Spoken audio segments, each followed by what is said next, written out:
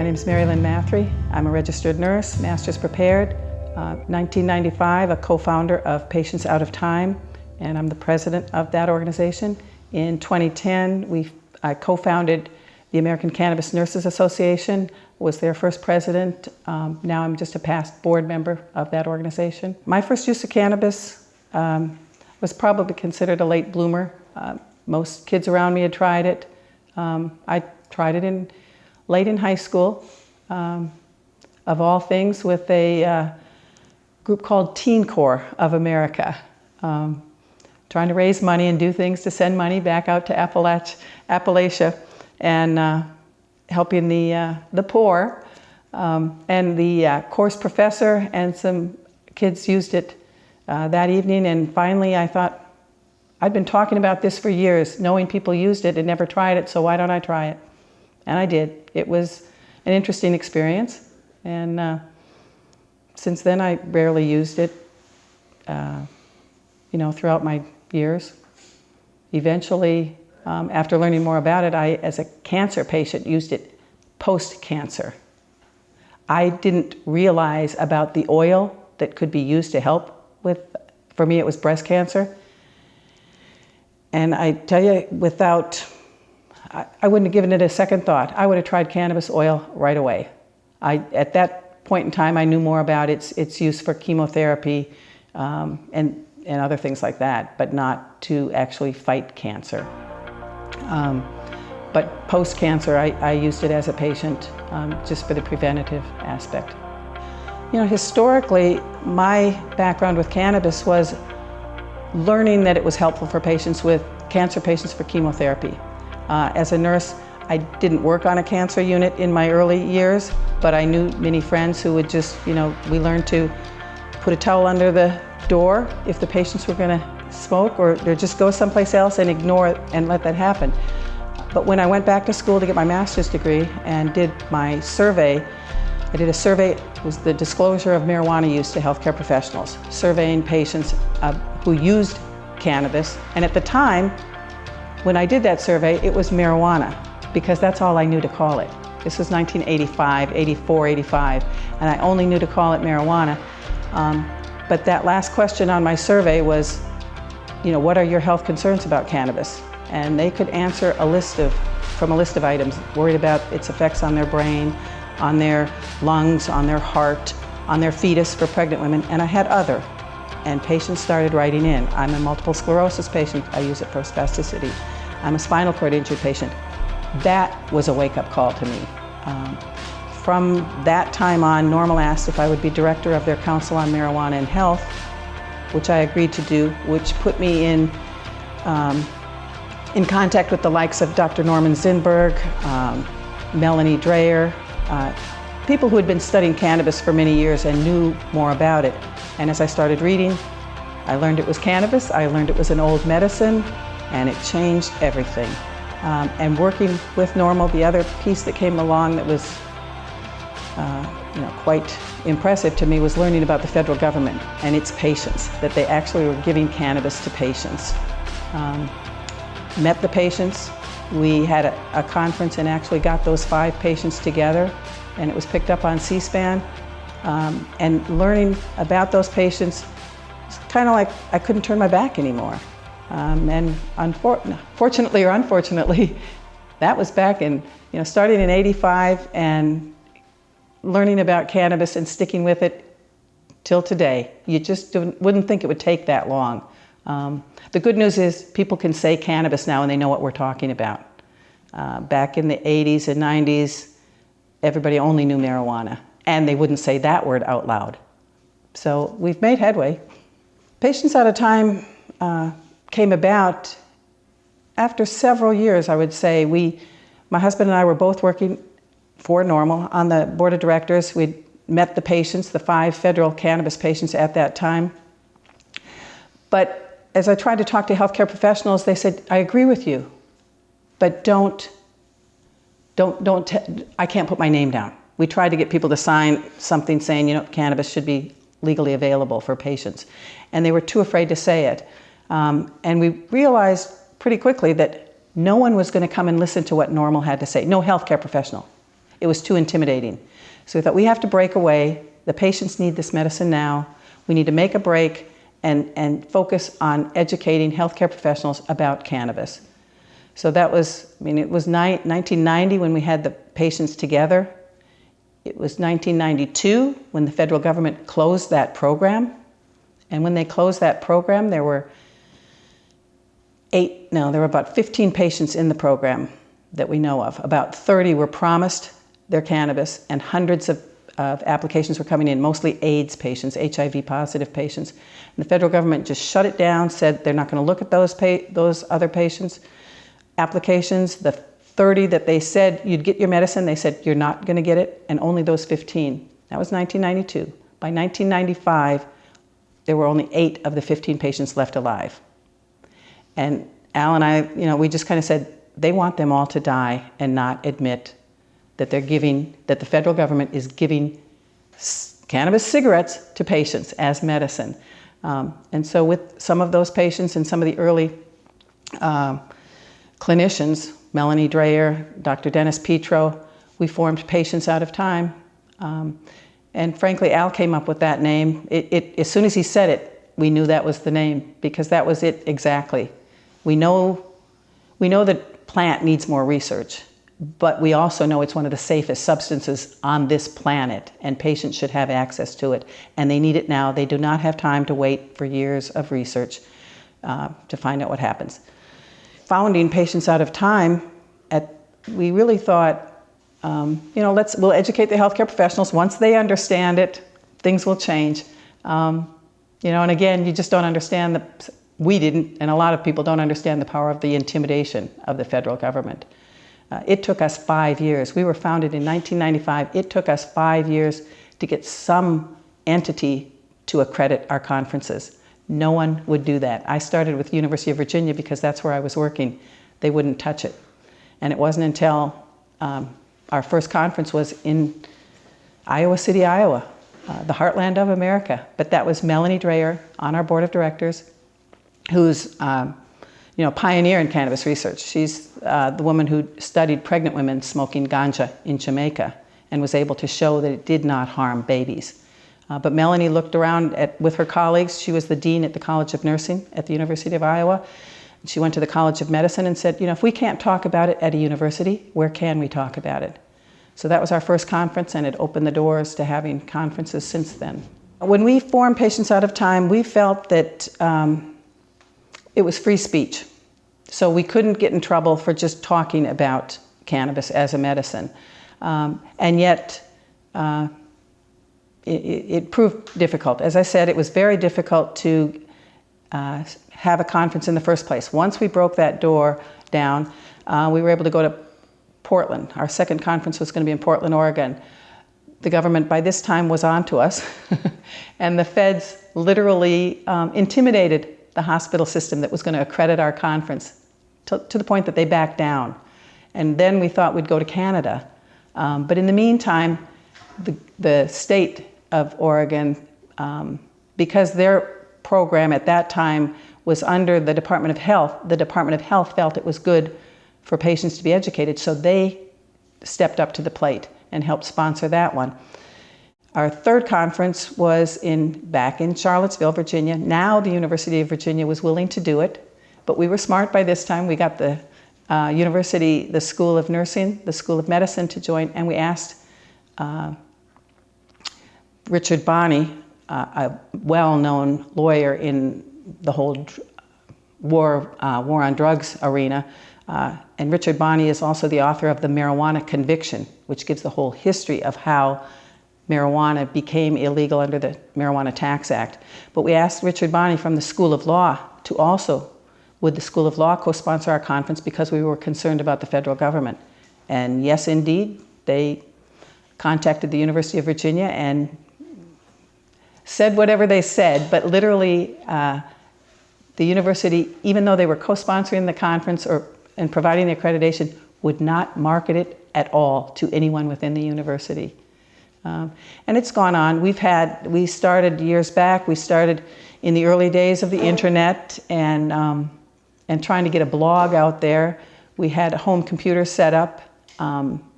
they were mysteriously destroyed. We'd have our phones tapped at different times. The phone company had come out to check things, and off and on, and one of the workers just finally said, somebody's listening, but it's beyond our control. And yeah. So it's been a struggle. I don't think we've not had any problems recently. And again, I think it's because it's happening everywhere with 29 states now with medical cannabis laws, and the 8 states with, or is it 9 up to now, with the legal states. It's happening faster than they just can't come after us anymore, I think. The mission of Patients Out of Time is to educate healthcare professionals and the public about the therapeutic use of cannabis. So in many ways, my time is spent a lot on just educating, answering phone calls for anybody and everybody, and speaking wherever somebody wants to learn about it. But our conference series focuses primarily on the healthcare professional. We clearly have it open to patients, and many patients come, and they come because their healthcare professional doesn't know anything about cannabis.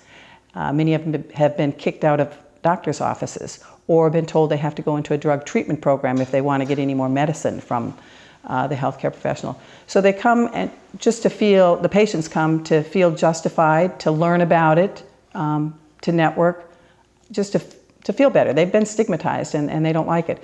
But our main audience, I would say, is healthcare professionals. And part of that is, as a nurse, I really believe it's our ethical obligation to fight for cannabis. If there are health policies that legislators who have no health background are passing laws and they affect patients negatively, a healthcare professional ethically should not remain silent. And this prohibition to cannabis has been a little too intense because healthcare professionals have just remained silent. They won't say anything. I feel like they put their head in the sand, and I just think it's unethical. The good news is more and more are recognizing that it is medicine and recognizing that they have to do something about it. I wrote an article, the Medical Cannabis Ethical Dilemma for Nurses, and I submitted it to the American Journal of Nursing. And months went by and I got my response back, and it said, thank you for your submission, but we're not going to publish it at this time. I was disappointed. This was in the 90s, early 90s. And we had just had, at the University of Virginia, just had a leading editor come and give a talk to the nurses. And she was talking about how important it was for nurses to publish. There's good material. And if an editor rejects you, find out why. Did you just write poorly? Was it a topic they didn't want? What was the problem? So I thought, okay. I called up the editor, and we had a nice long conversation about cannabis. And at the end of the conversation, she said, well, Marilyn, why don't you submit another article on dosage and administration of cannabis? And I said, sure. And I hung up and I thought, that doesn't make sense. This is the 1990s, it's illegal. This was before any state had passed a law. I said, she won't do one about the ethical dilemma. What does a nurse do when they find out it's good for patients, but it's illegal? What is a nurse to do? This is a problem. And instead they want me to do dosage administration. So I wrote the article, I sent it in, I got a letter back accepting it. But the letter said, we've accepted this article for publication and we'll do so as soon as marijuana becomes legally available. And then in parentheses they said, if that ever occurs. I thought, thanks for wasting my time. Years went by and they got a new editor. And her first this is Diana Mason. One of her first editorials in the American Journal of Nursing was the importance of healthcare professionals in health policy. That it is our ethical obligation that if there are laws, something about policy out there that is harmful to patients, we're ethically obligated to do something about it, to educate the legislators, to educate someone about it. And I was like, hooray.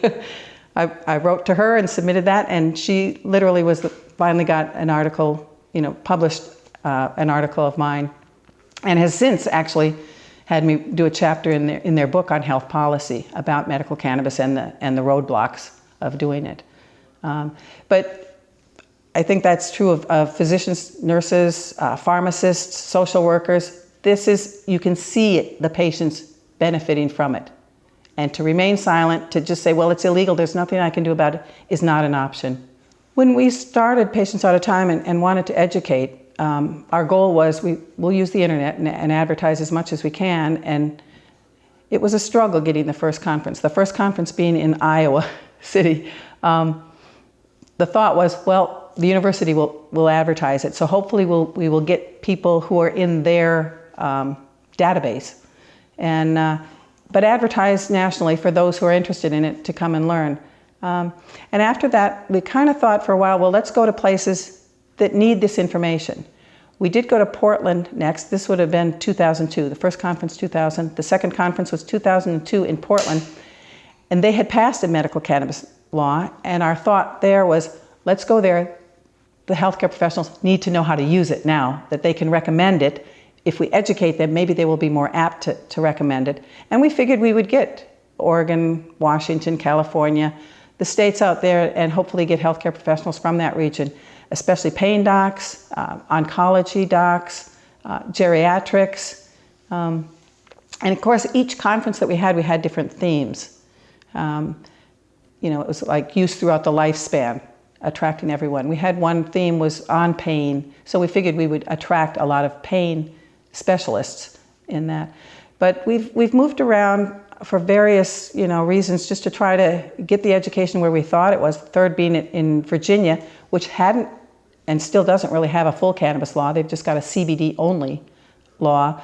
But we came to Virginia in 2004, partly because it was the University of Virginia where I had worked, Thomas Jefferson's University, which seemed important to me at the time, and because it was close to Washington, D.C., and we wanted to have an impact there. But we bring them to places just depending on if we've got some people who will help advocate for it. Different reasons, different times. Our conference coming up this May is going to be in New Jersey, in Jersey City, right across the Hudson from New York City. But the opioid epidemic is alive and well, and so we're focusing on that. And our hopes would be to attract healthcare professionals from the addictions arena, but primarily pain, whether it be family practice docs, pain specialists, nurses, nurse practitioners. Pain is the biggest problem that patients have. It's the biggest reason they seek medical care is pain, and cannabis is absolutely wonderful for chronic pain. For nurses now, I think nurses get it sooner than doctors get it, because nurses, as a profession, we spend the most time with patients. We are the most trusted profession. Ever since 9/11, the Gallup poll does, which profession do you trust the most? And when 9/11 happened, the firefighters ranked us as the number one healthcare professional. Ever since then, the nurses are the most trusted most trusted professional group above any other, whether it be police, military, whatever trade you want. And so trust is a big issue, but we spend a lot of time with patients. And it is a big threat. When we started the American Cannabis Nurses Association and nurses would join, they said, "Is your list confidential? Because my employer can't find out. I'm afraid if they find out what they'll do to me." As a nurse myself, I actually was the addictions consult nurse at the University of Virginia, running Patients Out of Time. And that was a bit of a conflict. The director of nursing understood that and was supportive of me. On the medical side and the administrative side, they just as soon not know anything about that. But as a nurse and as an addictions nurse, patients would feel comfortable talking to me about their use. And as a nurse, I felt perfectly legal and no problems of talking to the patient about how to use it safely. And I would always start with, well, you understand it's illegal under the federal government. You understand it's illegal under state law. But should you use it, this is how you can be safe about it. And we'd have a conversation. But my conversation usually started with, why are you using it? I would be called to see a lot of patients needing a liver transplant or another transplant. And patients on the transplant list, they're watching, and hopefully they're going to live to get that transplant. But they often, especially with liver, because alcoholics very often destroy their liver from alcoholic cirrhosis. There could be other things, but they're very attuned to certainly not want to give a liver to somebody and then have them go out and start drinking again and killing their liver. So they'd call in an addictions consult nurse, and I would go to see the patient, and I'm supposed to give an assessment of if they will, if I think it's a good patient for them to grant the transplant list. And very often I would get patients who would say, if I smoke marijuana, I don't drink. It's what's kept me off drinking. And then I'd have a conversation with the physicians and saying, you know what? I think this patient would be a good risk. When you do the drug testing, don't test for cannabis. And very often, well, in Virginia, I was lucky. The doctors actually listened to me, and the patients still got their transplant. Because it wasn't going to be harmful to the liver, it would keep them sober, and everything was fine. Whereas in other states, in Oregon, I remember years back, we heard about patients, they got drug tested positive for cannabis, they got taken off the transplant list. Several patients died over the years, and I do know that Oregon now has changed its protocol. If you are a medical cannabis patient, have the recommendation from a physician, they will honor that and not kick someone off the transplant list, because very often that was the medicine that was keeping them alive to have the transplant.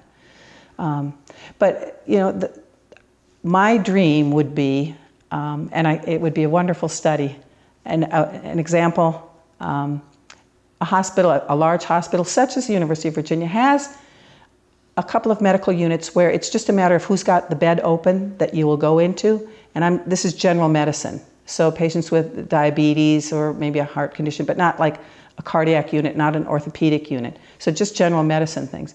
And if you could actually have one unit where physicians could recommend cannabis, they could use cannabis on their patients versus another one, my prediction would be you would have patients doing much better, nurses feeling like they were actually doing nursing care. It would be wonderful. It would be better care and better savings. Because right now, I've done a lot of hospital nursing, whether it be in the Navy, where I started out as my nursing career was in the Navy, or later, I passed a lot of pills. And what we find, you give a medication to some patient, and pretty soon you've got to come back and give them something for the nausea that it caused, give them something for the constipation, or help them because they fell out of bed because they got confused from the medicine. We spend our time giving medications and medicating the medication. And very often you don't see the patients getting better. And again, I guess that's why I say that nurses, we're the ones that are giving the patients the medicines. We're the ones that are seeing what happens to them. And when you see them using cannabis and you don't see the nausea and vomiting, you see this restful sleep, you see them eating well, you see them talking to their family members. In hospice patients, actually having patients alert and being able to say their goodbyes to their family. This is where it does get emotional. But that's probably the biggest place. It is most helpful. Hospice patients, we drug them. You've got family there just watching them suffer, watching them hurt. And you give them cannabis, and they literally, they can die at peace, and the family can feel that they've helped them. It makes all the difference. That's one area that's a tough one for me to talk about, and veterans is the other issue. It's just, you can't be a healthcare professional and watch that and then walk away. There have been instances with patients that I've seen in the hospital or elsewhere where they've talked about their use and the fact that they've had to hide it from their family because they would never approve. Actually, we're in a small town in Howardsville, Virginia, a very small town, and the woman who runs the store came in to tell me she often confides in me when she knows patients need it. But a very good friend of hers, the young girl, sick with cancer, and they weren't looking to cure cancer or anything, but just suffering in so much pain, couldn't walk, they'd have to carry her places. She was barely eating, she was wasting away. And Dad was, no way was she going to be using any drugs. No, we're not going to try marijuana, no matter what. Finally, the mom sneaked it to her, and she tried it. And it was that day, she was off someplace, and they came home, and she walked from the car into the house. And her father was just, what's happening? You know, I don't understand what's going on. And they finally told him after that. And that's happened so many times. It's a relative, they don't want their child using it, they don't want a loved one using it. Patients all the time has had a struggle. We had such a struggle starting initially. We couldn't get the conferences going. That was a real hardship. So we thought, well, you know, we'll collect signatures. I talked to many healthcare professionals. Here's this petition I've got to petition the DEA, and we just want to collect a lot of names here. And I talked to the docs, and they'd say, I agree with you, Marilyn, but I can't put my name down there. So after a while, we started thinking, you know, heck with that. Let's go with organizations. And so I went to the Virginia Nurses Association. I'm trying to think of the order. I can't even remember back. It's been years ago. But the Virginia Nurses Association and the Virginia Nurses Society on Addictions. Going to both of those organizations and talking and saying, you know, the patients need this. Why don't we write a resolution? It's much stronger if it's a big group instead of an individual person. So literally, we got the Virginia Nurses Association to pass a resolution. Once that passed, I sent a letter out to every state nurses association with the resolution saying, would you join? You don't have to reinvent the wheel, just, you know, adapt it. And several did, of all places. Mississippi Nurses Association did, and we got several others, New York, Minnesota, other states passed it. I went to the American Public Health Association. I was a member of that. And usually their resolutions come from a committee. And the committee I was involved with, because I was an addictions consult nurse, was the substance abuse subcommittee. They weren't going to touch it with a 10-foot pole. But I wrote it up on my own, and they ended up submitting it, and it passed. Surprisingly, but that was very strong because they're a very, very strong organization. And so then we started collecting a list, making that list longer and longer, and it's on our website now. People can look up supporting organizations. And that was back in the day of General Mathre, who was our drug czar, and he would say, no healthcare professionals agree with this. You know, the National Multiple Sclerosis Society doesn't, the Ophthalmology Society, the American Cancer Society, and a lot of these groups that he was talking about depend upon government funding. So of course they're not going to say anything. And we were able to send out our list and say, oh wait, these organizations do support medical cannabis. And it did work. We had, Mathre quit saying that because we could counter him. I wish I could say, well, I think, over the years we've made inroads. I know from patients' perspective, we've made a lot. Just the fact that they feel validated is a big issue. Yeah, and yet, I guess I'm still disappointed because even though we have these conferences and we could handle 1,000 healthcare professionals, sometimes we're lucky to get 60. And I know it depends on which state. If we're in a state with a medical cannabis law, we will get more. If we're in a state without the law, you get fewer. They are afraid to literally be seen by others discussing cannabis or going to, you must be a pot doc if you go to that. And breaking the myths is a tough one. It's the docs who've taken the time to understand cannabis, recognizing it. And the other thing that's really amazing, I think for all the states that have passed the laws, they're seeing the patients thinking that they're going to get these young kids who just want to get high, and they're finding out it's, the elderly, middle-aged patients suffering from chronic pain, from serious illnesses. And they soon learn it's not about getting high, it's about feeling better. And the other big success Patients Out of Time has had is introducing people to the full benefits of cannabis as a full plant, with the cannabinoids, the other cannabinoids working together, the terpenes in the plant working together, that synergy, the entourage effect, to the point that out of our conference and other conferences, especially in Europe, but our conference in the United States, or there's a counter conference that they do in Europe, teaching about CBD and other cannabinoids, that Project CBD was formed to literally educate growers that it's not just about the THC. THC is very important, and people should never dismiss THC. But the plant is much better as a medicine when it's balanced and has some of the other cannabinoids in it. And so I think that's been a really big thing, is helping people understand it's not about THC. And that's why Marinol is such a joke.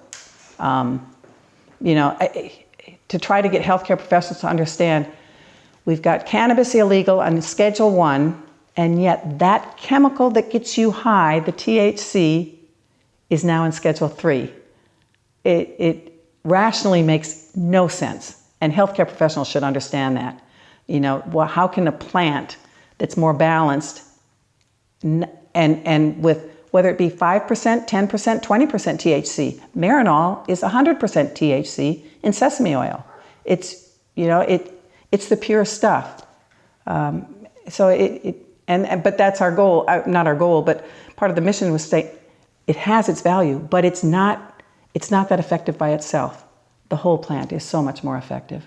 Over the years, we're seeing the states passing their state laws, and here we are in the United States with a federal prohibition and states trying to do their own thing, and we've got a full state of confusion. No state laws are exactly the same. So for a healthcare professional who many of us are licensed you've got a multi-state license.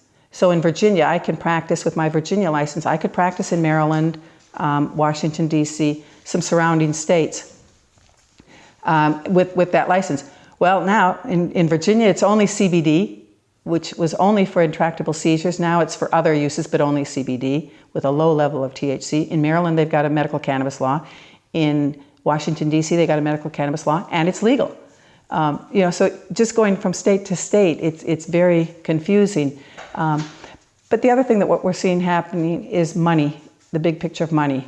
What we've noticed is we call it the green rush, people coming in for the money, which is a big disappointment, obviously, to patients, because they're in it for the money, and you don't necessarily, I don't know how to tell patients, is that product good or not? Because there have been tests on some products being sold as CBD to find out there is no CBD in it, or not as much as they say. People have had products of cannabis thinking it's one thing, and the danger is the patient thinks they've got something, and they go to another dispensary, they're looking for the same thing. I need this much CBD and this much THC in my cannabis, and they offer them something and it's totally different, and yet the lab test is saying the same thing. So big problem with that. Bottom line is, with all of this confusion, and it's taking so long for this, it's just taking so long to get some kind of unity out there. Patients are left. The only thing that's going to solve this is to deschedule this plant. It's not a medicine. The whole Controlled Substances Act is about potential drugs of abuse. That's how you get in to be listed as the control. And if people don't know about it, it's in the United States, we've got Schedule 1 through 5, 1 forbidden, category down to 5, which is easy to get, not that addictive. An example would be Lamodal. It's a medication for diarrhea with a little codeine in it. But Schedule 2 are your opiates, which can kill a person by overdose. Also in Schedule 2 is cocaine and methamphetamine. It's a Schedule 2. A physician can write a prescription for it. And then you've got Schedule 3, 4, and 5. Schedule 4 has benzodiazepines, Valium. They're highly addictive, and yet they're down in Schedule 4. So those are about drugs. Cannabis is a plant.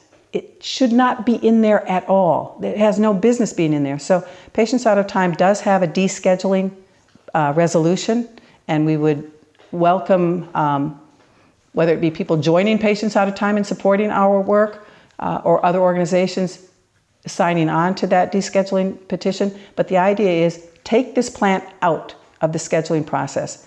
And yes, if companies are going to make products on cannabis, whether it be oil products, combination products, whatever it is, there should be regulations so that a patient knows that it's been grown correctly, it's been formulated correctly, it is what it says on the label is what's in the product for patient safety. Those kinds of regulations, but it doesn't need a high prescription status. It could be safe enough to be over the counter. We just need, it just needs to be available to every patient. I think the other big problem we're seeing with medical cannabis patients is the cost. It's too expensive for most patients. They can't afford it. These products, and because of the laws, the burden is heavy. I mean, you're running a dispensary. They don't bank like normal people because they're using a drug, an illegal drug. So the banking is an issue. They've got to have the security there. So they're paying for all these extra things, and patients have to sign a registry, for Pete's sakes, to be a patient. We don't do that when patients are on these other drugs. They don't sign something and get listed on something where the police can check and see if you're a patient or not. It's all of these roadblocks for patients would become unnecessary if we deschedule and allow anyone to grow it. And at the same time, just like most people don't grow their own tomatoes, they have the option to grow them, and they can go to the store and buy them, at a farmer's market. They can buy them in the grocery store, or they can buy canned products, knowing that there's some kind of schedule in there. An issue for healthcare professionals is, what if they, as a healthcare professional, are a patient as well and need cannabis? And that is a big issue, a big fear for a lot of healthcare professionals, which is why they don't dare speak up. They're afraid someone's going to ask about their cannabis use. And an example would be in Colorado. There was a physician, I spoke at one of our conferences, but who had severe bipolar disorder. So he was under a psychiatrist's care, getting various medications that can be used. Many of the antidepressants have a black box warning on them, may cause suicidal or homicidal ideation. And very often with bipolar, it takes several medications. So this physician got stable as best he could under standard medications that the psychiatrist could prescribe. He knew he wasn't safe as a physician to take care of patients, so he surrendered his license for a while. Then he learned about medical cannabis, and he tried it. He got himself off all of the medications, and he contacted the board to say, hey, I want to renew my license again. I feel great. I'm a medical cannabis patient now, and that's okay. Well, no. If you're a medical cannabis patient, you have to give up your license. You cannot practice. So on these different psychotropic medications, feeling out of control, it's perfectly fine for healthcare professionals to continue practicing and yet to be stable on cannabis, which their head clears, they're feeling very normal, very balanced. Now they can't practice. And that's why a lot of healthcare professionals are so afraid about this. I did speak last year to the National Council of State Boards of Nursing, and that was one of the issues. The state boards of nursing, as well as state boards of medicine, their main role is to ensure safe public safety, so that they will sanction a license if, say, we did anything unethical, stealing medicines, which would be terrible, having relationships with patients, not approved of, having a substance abuse problem would be a problem that might take disciplinary action. And again, with this cannabis being in this legal under state law but illegal under federal law, the nursing license is a questionable. It's in a questionable status now. And so to the state boards of nursing, two things. One was saying that the patients need nurses to talk to them about it, because right now they're doing it on their own. They're learning from other patients, and that's not right. Healthcare professionals should be able to answer. So you've got to make sure that no nurse would be in trouble to speak to a patient about cannabis. But the other issue that, as state boards, you need to think about is the nurse might need to use this as a medicine. It would be a very safe medicine. We're not saying that they're going to be high on THC. They're probably going to be using a balanced cannabis and will be able to function perfectly fine. But that needs to be taken into consideration as opposed to punishing the nurse. You're going to lose good nurses if they have some kind of health problem and they happen to be using cannabis as their medicine. But it's a real issue for healthcare professionals now. And you said you wanted to talk about guns and patients. Yeah. Again, with the war on drugs, there have been the laws about not having weapons. And with just in terms of recreational use, if someone's growing cannabis and they're caught with a weapon, the penalty is much stronger. Well, in the states now, that is a problem. And some states have literally spelled it out, but there's still the issue of federal government. Patients cannot have weapons if they're using cannabis.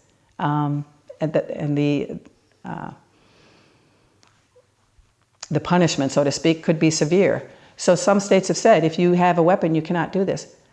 I'm a veteran. I was a nurse in the Navy during the time of Vietnam. I was not in Vietnam, but I'm a Vietnam era nurse. I'm married to a Vietnam veteran, taken care of a lot of veterans over the years.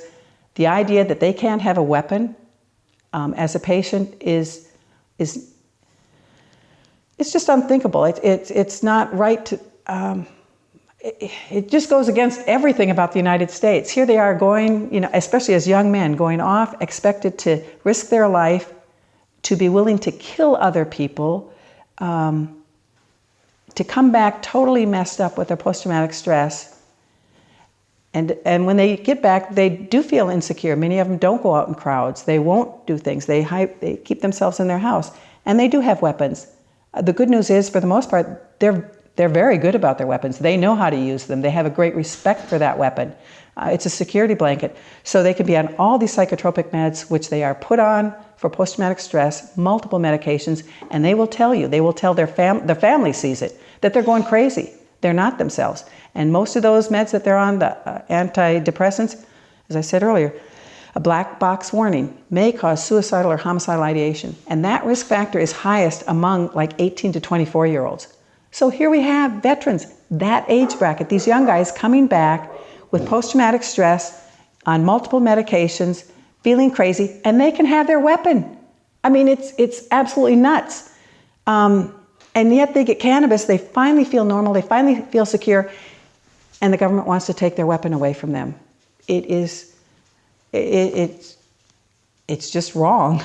And it's I don't know, somehow again, descheduling cannabis would be the answer. This is a plant, let them grow it, let them use it as they need to. This is a land of the free, they're out there fighting for freedom, and the idea that they cannot grow a plant is so un-American,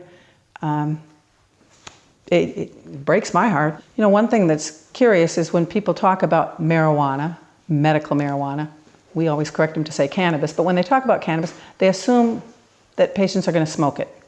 And when I did learn about cannabis, when I did my history to find out that there were all these different products back prior to the Marijuana Tax Act, there were remedies for your topicals for corns, little plasters of cannabis, there were tinctures, there were tablets, all sorts of different medications, and there were medications that veterinarians used back then. We've gotten away from it. The recreational users started smoking cannabis, and so that's what everybody knows, to smoke it. Well, smoking is good because it works right away. For someone who's nauseated, that's a good medicine to take because it works so quickly, but it doesn't last that long. We do have worries about the lungs, but they're not that. Donald Tashkin's work would tell us all that it's not that big of a danger of smoking. It's not at all like smoking tobacco. Smoking cannabis, the cannabinoids that enter the lungs actually heal against the smoke. But as a nurse, we would recommend for patients to vaporize instead of smoking for most patients because it would heat the marijuana, the cannabis, to the point where the vapors can be inhaled, but no smoke, no burning. So they don't have any issue of that, but it still gives the quick relief, which can be needed. And I bring that up because some patients might need to smoke cannabis.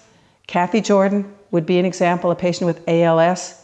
The smoking actually dries her mouth up, makes her cough. And for patients with Lou Gehrig's disease or ALS, that's how most of them die. They choke on their own secretions. So in her case, that would be something that you would actually possibly recommend smoking cannabis. And she doesn't need that much anyway. But for patients, there are so many different routes to take, whether it be a tincture, a cannabis in an in an alcohol base, or oils, concentrates of cannabis that patients can use, and they can take those oils by mouth. Very often just put them under their tongue, on their gums, let it get absorbed. Works fairly quickly, not as fast as smoking, but literally fairly quickly, will last longer. Patients can take edibles, the oral route, take it by the gut. Now the problem that we have with that when patients take it that way is cannabis goes into the stomach and right to the liver before it gets into the bloodstream, and the liver breaks it down to another chemical metabolite called 11-hydroxy-THC, which is more psychoactive than THC. So sometimes there's two problems with the edibles. One, might have a stronger reaction than you wanted, but 2, it takes a long time. So taking an edible is a great way for something long term where you want a steady state, so to speak, of that medicine. But patients need to take their time to figure out what the dose is. So taking a brownie, taking a quarter of a brownie or however, take the bite. We would say wait a half hour, maybe wait an hour. Do you have any effects? Nothing? Take some more. And what happens, unfortunately, is patients, if they don't get guidance by a healthcare professional or by someone who knows what to do, they don't feel anything, so they take more. And it can be a very disorienting feeling to overdose on it. The overdose is nothing dangerous, but they could be very nauseated. They could become very dizzy, not being able to stand up, feeling so terrible they don't want to try it again. And it was just the wrong dose for them. But edibles are really good for someone for long lasting. There are also topicals. Patients with arthritis are putting it on their joints and literally having these hands like this to put it on their hands and to just be able to go. And you just see it within minutes. They're just amazed that they can move without the pain anymore. But there's also what we call transdermal patches, a patch that you would put on where the blood vessels are here, like on the inside of the wrist or the inside of the ankle. These patches can last up to 12 hours, so it's giving the medicine over time. Veterans have tried it and reported back that it's been like their first good night's sleep that they've had since coming back from Iraq or Afghanistan, because it literally will last that long and let them go to sleep. But suppositories. In Jamaica, they make Canisol and Cantamol. Canisol is a cannabis-based eye drops for glaucoma patients, and Cantamol is cannabis, and Timolol, a glaucoma medication for glaucoma patients. So you can do eye drops. Almost anything. Probably the one way that we don't give it that often is IV. And to an extent, it's not necessary. Intravenous cannabis the cannabinoids are fat soluble, so they don't easily, you can't give them IV that easily. You'd have to change the chemical structure a little bit. So if somebody needs it immediately, they could just inhale it instead. But other than that, almost any way you could deliver any other medication, you can use cannabis that same way. And patients need that kind of a guidance, because when they're learning from other patients, very often they're just learning that you smoke it, or they learn to use an oil. And another topic to bring up is people might have talked about dabbing. It's a big craze among the young kids, taking these concentrates, heating them really, really hot, heating the nail and dropping the oil on it. I mean, that's up to like 700 degrees. They're heating this nail, dropping the oil on it, and then when that vaporizes, smoking it. It's an extreme concentration. Most patients do not need that extreme concentration. Some do, but most don't. And I'll equate it for young people. Instead of, when you think of socially using cannabis, you can think of having a beer or having a glass of wine as opposed to drinking Everclear. And that's kind of with cannabis. If they're using it recreationally, there's a way to use it. And this dabbing of the strong concentrates is just really high doses and much stronger than I think they should be taking. And there's a question about what it does to someone's endocannabinoid system. If you're taking that much just for the fun of it, and I don't think the research is clear on that yet, but we all kind of guess that our own system probably shuts down a little bit. That's something, again, healthcare professionals can be very good at helping to advise patients about it. The other danger of dabbing and those concentrates are if patients don't know how it's been concentrated. CO2 and alcohol are a good way to extract the cannabis, the cannabinoids from the cannabis, but using naphtha or some of these other butane, if any of those toxic chemicals are in there and then they're using a concentrate, they're getting those chemicals concentrated too if someone's not making it correctly. And so they're inhaling these toxins that have no business in the human body. So again, patients need to understand if they get a product, it should be labeled correctly. Then they need guidance on how to use it. Sometimes, I guess the other issue with dispensaries, patients go in there and oftentimes seeing a bud tender who is thinking more on the recreational use, and not all dispensaries. There are some dispensaries who are great, but we've seen patients go in and they're like, oh yeah, try this flower. Oh here, yeah, try these edibles here, and the patient leaves with all these different kinds, and they take more than one. They might smoke something, they take an edible, and the next thing you know, they've had way too much. They feel terrible. It didn't really help them because they felt so bad, and they're not going to try it again, simply because they were never dosed correctly. The way that we always try to tell patients is, you'll hear it over and over again, start low, go slow. But we start at a very low dose and see how the patient takes it. If they don't notice anything, fine, up the dose, and you just keep upping the dose until they feel great. You get a little higher dose and they're going, well, I'm not sure. Back down. That's your dose. And it's individual. I think that's the other big thing about cannabis, which is tough for healthcare professionals today. Our physicians are trained about pharmaceuticals. So they're used to this chemical, and I'm going to give you, 50 milligrams of it, or depending on what else, if it's liquid, so many milliliters of it. They want that specific dose, and they kind of will do it maybe by weight. Sometimes it's milligrams per kilogram of a person's weight. So a big guy is going to get a bigger dose than a little person. With cannabis, it could be totally different. We could have a 90-pound older female getting a heavier dose than a 300-pound young male. It's just whether it be their endocannabinoid system or for how that's functioning, the reason they're using it, whatever. There's a lot of things going on, and the cannabis formulation, that it's very individual. This is one medicine that really talks about personalized medicine. Each patient will figure out what works for them, and it's going to be different than another patient, and it's going to be different than a patient with the same kind of a problem. So it's just, and I think our healthcare professionals they're not comfortable with that. They're not comfortable with the patient figuring out what works best for them. It's kind of like letting go a little bit of the control, and I don't think they like that idea. And yet, cannabis is so safe. Again, from a nursing perspective, I've made mistakes in the past, and I think almost every nurse, you pass so many medications, you make mistakes sometimes, and it's very scary because we could kill somebody. We could do permanent harm to somebody if we give the wrong medication.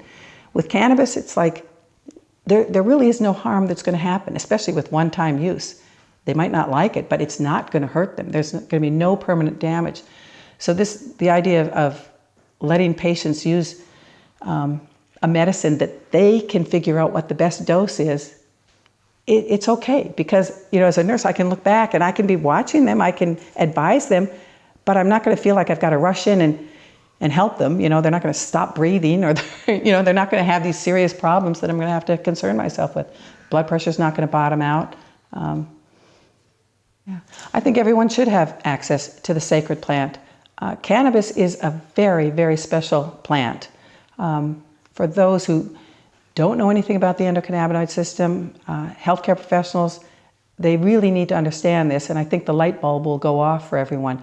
We have this system in our bodies that keeps us in balance. It's essential for good health.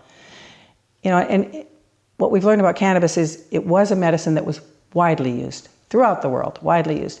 Then with the Marijuana Tax Act, it became a forbidden medicine. Then it became the last resort. If nothing else works, some of those federal patients, nothing else works, okay, then we'll let you use cannabis. The more we're learning about it, people are waking up to saying, wait a minute, this should be first choice because it's so safe. Now I go a step further. It shouldn't be first choice. It's an essential nutrient. And we haven't talked about that, but cannabis as in the raw form, there's nothing psychoactive about it. Fresh cannabis leaves, that's a nutrient. It's a green leafy vegetable that we all should be able to have. In fact, several months ago, a friend of mine in southern Florida was at a Whole Foods store, and in the vegetable department actually saw packaged baby hemp leaves and kale for sale. And I was like, yes, it's a green leafy vegetable. It's got just everything good about it. You could compare it to spinach, broccoli, other vegetables that we want people to eat to get your nutrients. We are what we eat. So cannabis, it is a sacred plant. It is something that feeds this system that literally governs everything about our body. I mean, the endocannabinoid system is like the master programmer in the human body, as well as all animals. And you need to keep it healthy. If we're not feeding ourselves, our own endocannabinoid system can't be healthy. So this should be in our diet. It was in people's diet throughout time, whether they're eating hemp seeds, using hemp seed oil, or using the leaves. The mature leaves don't taste so good, but cannabis sprouts or baby hemp leaves, great nutrition. And those are the cannabinoids then are in acid form. THC is in an acid form, not psychoactive. So no one's going to get stoned or high from cannabis freshly eaten. It has to either, over time, it will decarboxylate to THC, or you apply heat to it to change it. But this fresh vegetable is like any other vegetable. It's just nutrition. So it's gone from, we've had this prohibition, and as we're learning more and more, I don't think, don't save it for the patient for just at end of life. And don't be worried about your children taking it. My gosh, it's in breast milk. We've got cannabinoids. We make cannabinoids that are in breast milk for babies, and they die in the animal world. When they've done research, those babies die if the cannabinoids are blocked in breast milk. So how important is it to humans? Well, we can kind of make that baby eat, but for some children, it might be necessary for failure to thrive when babies aren't eating for whatever reason. Cannabis could be an option, and they don't have to smoke it. They don't have to get high THC. They could get some raw cannabis. That's the kind of research I'd like to see, is how else can we use this? How do we keep it to keep each of us in the best state of health?